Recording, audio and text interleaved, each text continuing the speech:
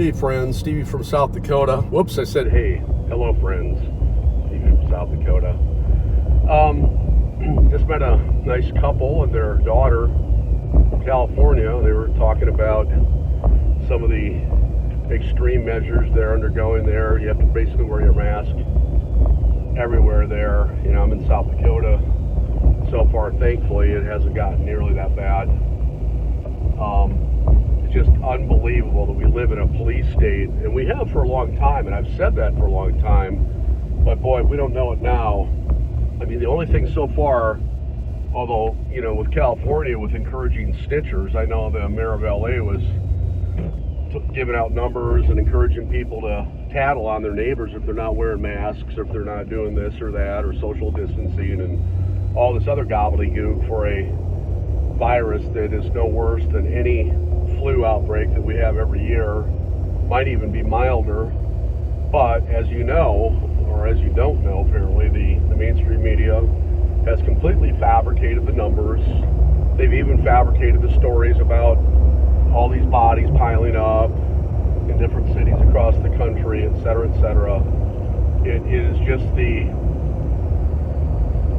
most ridiculous, insane takedown of this nation by the powers that be, the shadow government, if you will, and the president's not doing anything about it.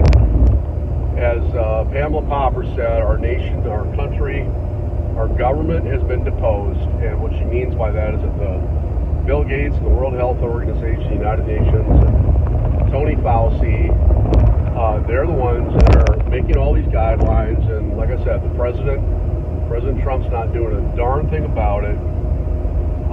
He's laying down for it, and the senators, Congress, they're not doing anything about it. The judiciary isn't saying anything about it. There's so many, there's going to be a lot of lawsuits out of this, like people that don't, you know, that are giving testing or whatever, and shots and things like that are not trained doctors, et cetera, et cetera. I don't know the details, obviously, but anyway, there's going to be a lot of, and of course, freedom of speech, freedom of assembly, you name it. What a mess, what a nightmare. Well, so I'm filling my car with gas.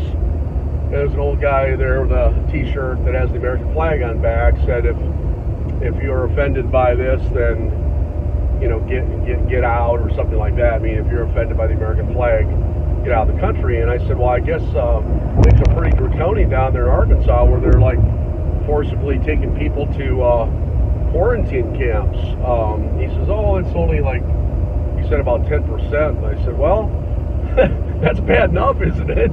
And then I said, my dad almost died in World War II fighting the Nazis. And I said, now we've got basically a Nazi system in place, and you'd have to be blind not to see that. Like I said, the only thing they're not asking for yet, as I was trying to say earlier, is the famous Nazi quote, your papers, please. But boy, it doesn't sound like we're far behind, especially in states like Florida, New York, California, and even Arkansas. But anyway, I just said, you know, my dad nearly died fighting those people. I said, you know, as the old saying goes, live free or die. And I said, they're not gonna do this to me. I'm not gonna volunteer for it, you know.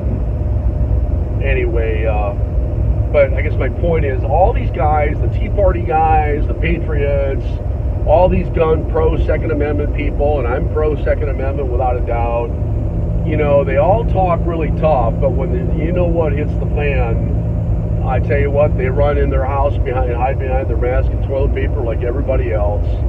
You know, one thing about people, and I'm no different, we like to talk, and you know, talk is just talk until you're tested, and then you find out if, you know, you got walk in your talk. And I don't claim to be a, you know, 100% consistent in those areas at all.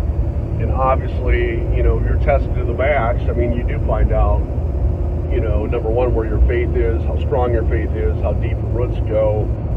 But I just am amazed at, in other words, I sort of feel like, and again, I'll include myself in what I'm about to say, what a beautiful sunset, is that, you know, the old saying, put up or shut up, you know, and we're going to be wearing t-shirts about, you know, like if this flag offends you or whatever, then, you know, get out, leave, or get out of the country. that's all fine and good, but but then you're okay with, it's only 10% of the people that are being hauled off to, these quarantine camps in Arkansas. Jeepers, I mean, people, are you just even paying attention anymore? I mean, are we just so zombied out? I saw this coming. I mean, 10, 15 years ago, I said the republic is over. We just don't know it yet. But now when I try to talk about these things that are happening in this country, with all the things that they've tried to put on us in short order, people like this guy, well, it's only 10%. I mean, it's just like, it's the classic frog in a boiling pot syndrome. Just turn the temperature up a little bit. Frog just stays there, nice lukewarm water, and then get it to 212. That frog's, what is cooked. His butt's cooked. He's done. And that's what they're doing. And by the way, it's a brilliant psychological operation. And as I said, President Trump is a big part of it. He's playing with it. In 2017, he said a storm is coming. Somebody said, what do you mean President Trump's storm is coming? He says, you'll see.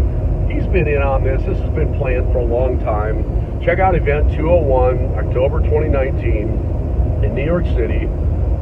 Do a little research. I mean, people, how have we become so lazy, especially when especially when our freedoms are affected? I mean, our livelihoods and who we are as a people. Research this. Quit listening to the mainstream media every night and taking whatever Fox or CNN or anybody else says is gospel truth. It's all propaganda and lies in the mainstream media.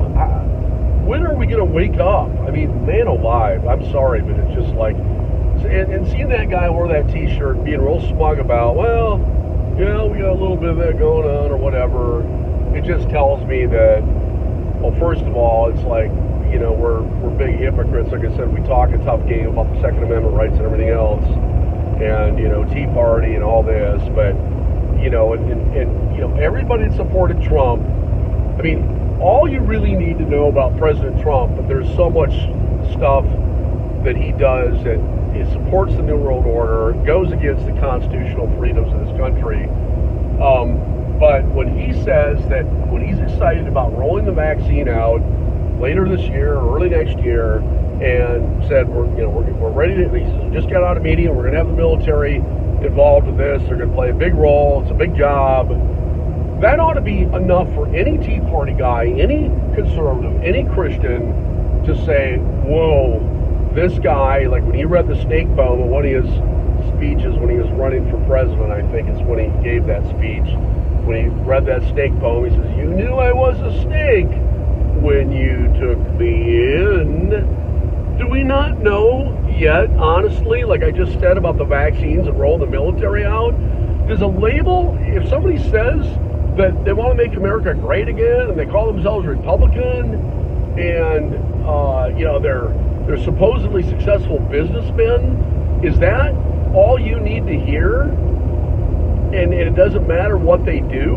In other words, what they do doesn't matter. It's just that he sounds like a conservative, and he doesn't even sound like a conservative. That's what's so chilling to me. But I'm sorry, man. I just, a lot of people in my, I guess you'd say, circle of friends, family, whatever, you could present all this, and like I said, you don't really need more evidence other than Trump's talking about the vaccine and using the military for it.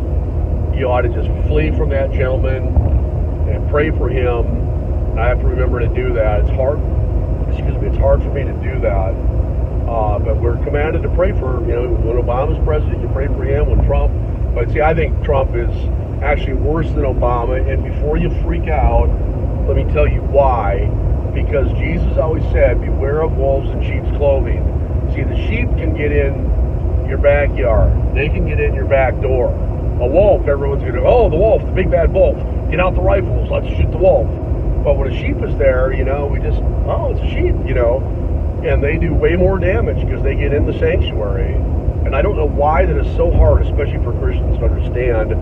And Jesus talked about, beware of wolves in sheep's clothing. He never said beware of wolves or wolves in wolves' clothing. He said beware of wolves in sheep's clothing. But I'm telling you, a lot of Christian people that I know that are brilliant and they're educated and they're probably, a lot of them are saved, although that's up to God. But they just, when you tell them that Satan masquerades as an angel of light and has been Mr. Righteousness, and that's why people like Trump, obviously, we're talking the pulpit here, the political spectrum, not the pulpit, but either way, it's the same concept.